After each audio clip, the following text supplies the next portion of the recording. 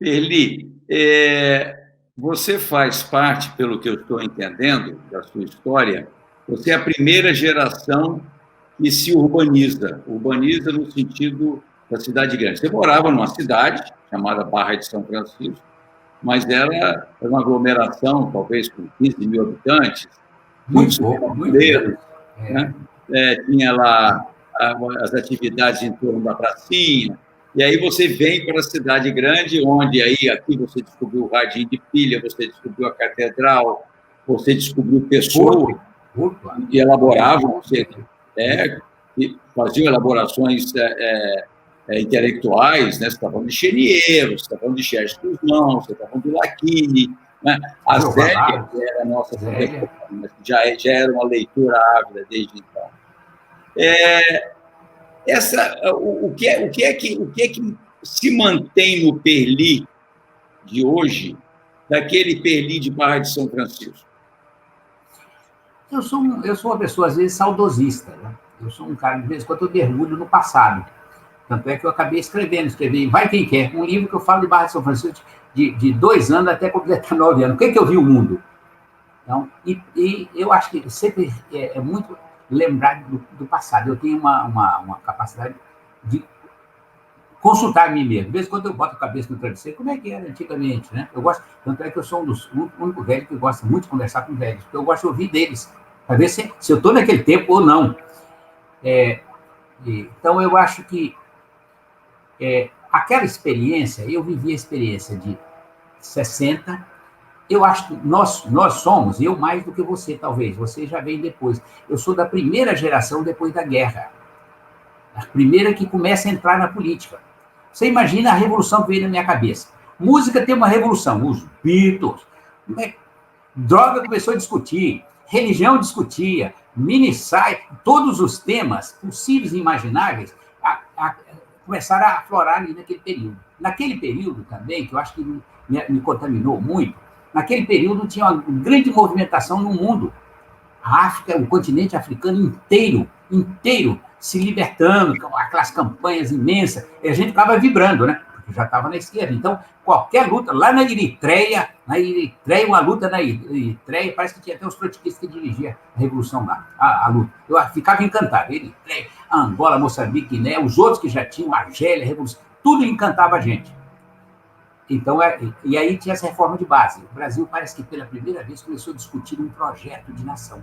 O Jango, o Jango, ele incorpora naquele movimento do mundo, junto com Sukarno, Bembelá, Nasser, Fidel também acabou dando um jeitinho de dizer que também era daquele bloco, né? O Mao Tse-tung arranjou um jeito, parece uma conferência de Bandung, sei lá, na Indonésia.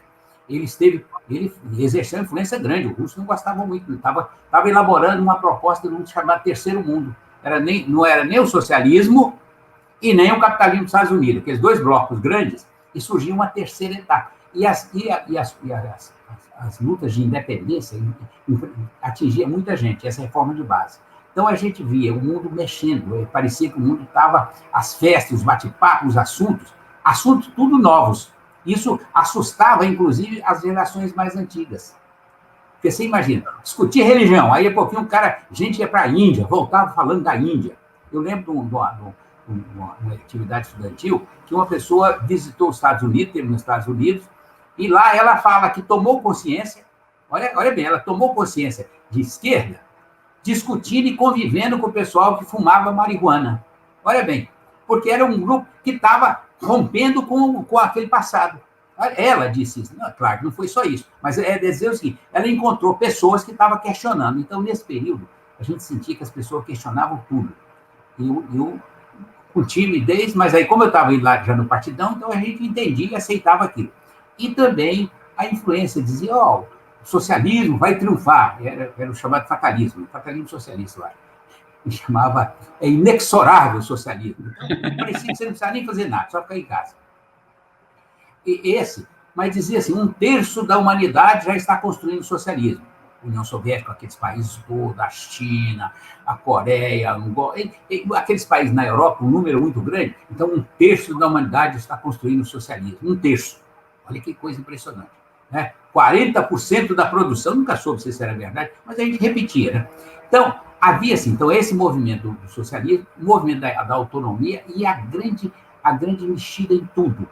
A questão do sexo, que a pílula foi a revolução. Eu sei que as pessoas falam, isso é bobagem. Não é bobagem, não. Foi a revolução. Né? E temas é o seguinte, eu lembro, e você talvez você é mais novo, a discussão do existencialismo. Aqui tinha força. Sartre, as pessoas conheciam o pessoal mais de esquerda do livro debaixo do braço, que chamava Cultura Sovacal. Né? A gente carregava o Sartre debaixo do braço, carregava depois o Mao Tse Tung, mas o Sartre gerou um grupo grande aqui em Vitória, a Zélia, embora marxista do partido, não sei o que mais, mas quase todos eles tinham muita influência do Sartre. E tinha uma coisa que isso eu não conseguia acompanhar. Eu nunca fui contemporâneo de mim mesmo. As pessoas costumavam se reunir numa casa, num apartamento, botar as músicas da Maísa e curtir a fossa. Todo mundo ia para a fossa. Aí eu ouvia aquelas músicas aí, aquelas românticas, dramáticas, coração arrebentava, e um grupo chorava, e uns fumavam as maconhas também. Assim. Mas eu não conseguia entender como é que eu vou procurar um lugar para ficar triste. Mas era importante. Aí tinha uma discussão também, aí já mais tarde, mas de qualquer maneira já teve influência do livro de um francês, Garrodi, do Anátoma, o Diálogo, que ele falava da necessidade de compatibilizar o cristianismo, o existencialismo e o marxismo. Achava aquilo fantástico. Então, embora o Partidão e os partidos de esquerda, tradicionalmente, eles eram anticlericais, influência da Revolução Francesa, não sei o que. Mas eu nunca acabei sendo anticlerical, não entendi muito desse tema. Eu fiquei tocando minha vida do meu jeito. Então, esse foi um momento que mexeu muito. A sociedade estava na efervescência, uma coisa louca. Todo mundo.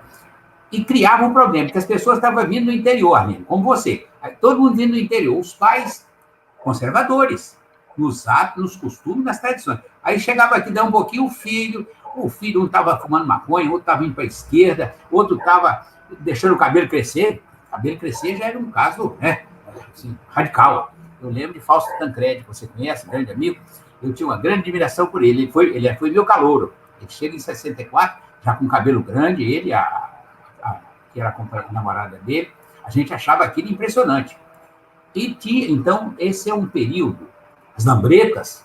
Então, essa mexida foi muito interessante. A esquerda também começou a discutir mais. Mas, infelizmente, a gente não avançou tanto, tá? Eu acho que nós ficamos meio lentos.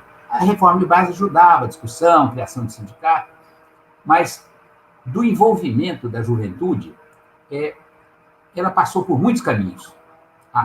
Eu conheci muita gente da JUC, Nilma Boaz, que é a irmã de Vitor Boaz, Nilma Boaz, a irmã dela, eles eram da JUC, Jussara Martins, tinha um grupo que dentro da igreja ele foi da JUC e um grupo foi depois para a AP, que era um movimento que aqui não teve muito, foi trotskista, tá? Eu conheci apenas um trotskista, Délio, acho que ele morava em Cariacica, o único que eu conheci, não conhecia quase ninguém. Então, esse movimento da igreja foi interessante, e os sindicatos também que começavam a se mexer, embora o movimento sindical era muito estatal. Os grandes sindicatos que participavam mesmo era portuário, bancário, ferroviário, eletricitário ou, sei lá, aeroviários. Eram muito estatais, nada contra isso, mas eu quero dizer que não era aquilo que as pessoas tentam falar que antigamente era assim. Eu não sou, nesse aspecto, eu não sou saudosista, tá? Eu sei que o camponês, eu tenho um pouco dele, o camponês, o passado dele é muito glorioso, né? Comia muitas leitoas assadas. Na verdade, ele comeu uma só ou duas, mas a memória dele ficou aquela, então ele sempre comia aquelas montões de leitoas assadas. Não é verdade. Você é da roça, sabe disso. As pessoas têm tendência a dizer que lá aquilo aí era muito melhor. Não tem essa visão, não. Mas, de qualquer maneira, essa mexida na cabeça da gente, das novidades, era muita novidade. Hoje, as pessoas estão assustadas, porque a criança de 2 anos, a minha neta está aqui, ela tem 2 anos, ela vai fazer 3. O que ela entende, se ela pegar aqui no computador, ela entende mais do que eu. Então, eu fico surpreendido com ela. Ela já está vivendo uma realidade diferente, mas nós não. Nós vivemos com nossos pais, conservadores não por opção, por escolha. Ele não tinha outro caminho. Aí e nos hábitos e nos costumes. Imagine quando a pílula apareceu, aquilo era um Deus nos acuda, né? Deus nos acuda por um lado, mas por outro lado é bom para danar. Eli, Obviamente que você sai de Barra de São Francisco e chega a Vitória, aí com seus 14 para 15 anos, foi mais ou menos essa faixa etária, né? E você tem esse choque, o choque da cidade pequena para aquilo que, para a época, era a cidade grande. E aqui você vai convivendo com várias coisas que certamente marcaram mais do que uma geração, marcaram o mundo. Você está falando aí, se você morasse nos Estados Unidos, você teria tranquilamente falado aí do movimento hippie, né? Não, eu acompanhei um pouco, quando Pois é é. uma desvantagem. A questão, eu não De vi lá muita para mini cá, saia. tá? De lá para cá, você teve algum outro grande choque? Eu vou chamar choque de realidade. Qual foi um outro choque de realidade? Você sentiu mais algum outro choque de realidade? Alguma Eu, coisa que você pontua na sua eu trajetória? senti. Eu ia terminar a odontologia em 67. E um mês antes, eu tinha sido preso em 65, tinha sido preso aqui no 30º Batalhão dos Caçadores, depois de um congresso da UNE. E depois fui preso também, fui levado no quartel da Polícia Militar por causa de uma greve na odontologia, e depois lá no Rio de Janeiro, no encontro da região Sudeste, estudante da região Sudeste, combatendo o Mercosur, esse acordo, esse maldito acordo, que fez a reforma da universidade. Você é professor, essa universidade não mudou muito, infelizmente. Foi feita aquela reforma do Mercosur, nós discutimos, mas não fizemos a reforma da universidade. Nós, sem querer, nós estamos naquela... Eu falo assim, é a minha opinião, estou fora desse mundo lá, não sou acadêmico, mas eu acho que a universidade ela não avançou muito, ela ficou naquela reforma que foi proposta lá no Mercosur. Há outro choque que eu tive, esse choque é mais complicado. Eu larguei, aí fui preso em Niterói nessa data, e aí eu acabei faltando um mês, eu fui embora para a União Soviética. Aí tive outro choque. E aquele choque. Quando eu cheguei lá, um dia uma pessoa falou comigo, enquanto eu aguardava, eu cheguei meio atrasado, né? Aí enquanto eu aguardava, estava em Moscou, numa residência coletiva, aí os cubanos falaram, nós vamos conhecer o Clube dos Militares. Eu pensei, impossível. Clube dos Oficiais? Isso. Eu escutava um comunista aqui que já morreu, ele falava, eu vi o Clube dos Oficiais. Ele descrevia aquilo, a maior coisa do mundo. Eu falei, não é possível que eu vou ver uma coisa dessa. Porque tinha 2 pistas de dança. Ele, com certeza, ele nunca tinha ido em nenhum clube grande, então ele achava que aquele era o maior do mundo. Depois fui levado, aí depois o cara falou comigo, eu vi o clube, era um clube realmente grande, mas não era um Abrastemp totalmente. Aí depois me chamaram, nós vamos ver o Lenin no mausoléu. Aí eu não acreditei, eu mesmo não acreditei. Como é que eu vou ver Lenin? E fui, entramos na fila, aí os caras vieram, não, vocês são estrangeiros, vocês têm direito lá na frente. Aí viu, quando eu passei, vi no mausoléu, a gente de cima olhava, o coração batia, eu pensei que ia estourar do peito. E, no fundo, a esquerda é muito religiosa. Eu, pessoalmente, acho que hoje estou convencido que aquele tem a escala, né? O Marx, o Engels e o Lenin, e depois vai descendo, né? nas hierarquias dos santos. Eu fiquei impressionado. Mas, convivendo lá, tive um grande choque. Aquilo que a gente sonhava, começou a ver que não era exatamente assim. A burocracia era imensa, o distanciamento entre os mais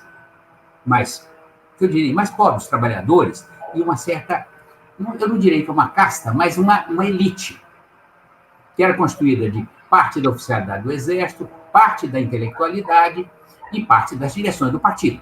Então, você sentiu uma diferença. Eu, um dia em Kiev, na Ucrânia, que eu estudei lá, um lugar que tem uma quantidade de mulher bonita, eu acho que por metro quadrado, eu vi uma quantidade impressionante. Eu vi o seguinte, passava um dirigente da Ucrânia. Gente, era um carro blindado. E gente atrás dele, protegendo ele. Eu ficava olhando, quase 70 anos de socialismo, ainda está assim, alguma coisa está errada. Achar que tinha inimigos ali para isso. Então, então eu comecei a sentir essa burocracia, o peso. Isso era uma coisa que o socialismo teve muita dificuldade para fazer. A defesa, uma vez eu arranjei uma namorada, eu tenho muita dificuldade de arranjar namorada. Arranjei uma namorada e tal, eu estava conversando lá na casa dela e da mãe dela e tal. Aí ela, não sei que assunto entrou, ela falou, aqui é o seguinte, A ferrovia foi Stalin que fez, a universidade foi Stalin que fez, os kolkhozes, as fazendas, foi Stalin que fez.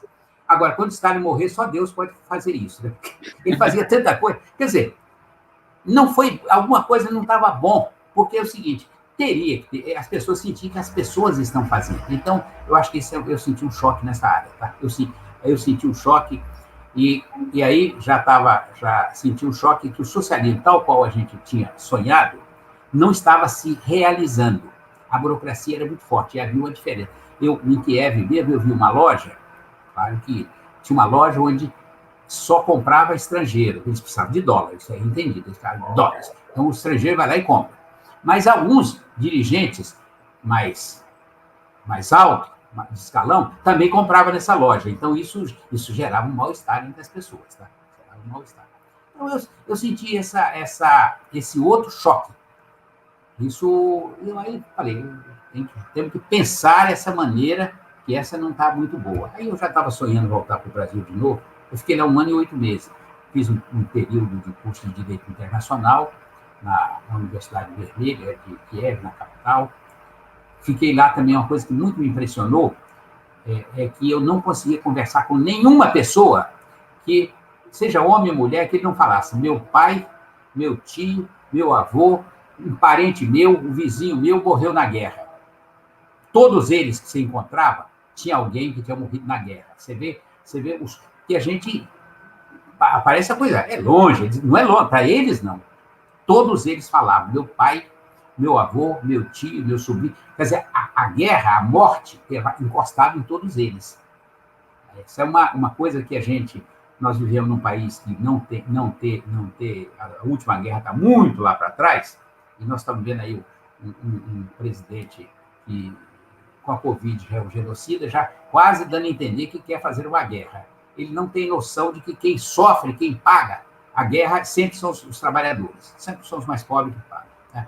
Primeiro, toda vez que tiver uma guerra, normalmente, a não ser que tem as guerras justas, injustas, mas quem morre mesmo é a soldadesa. 50 milhões de mortos, 25 milhões foram da União Soviética. Então, não tinha jeito de você falar com alguém, você arranjar uma namorada, você começava a conversar com ela, não demorava muito, ela falava, meu avô, um colega de turma falava, meu tio, quer dizer, uma coisa muito presente.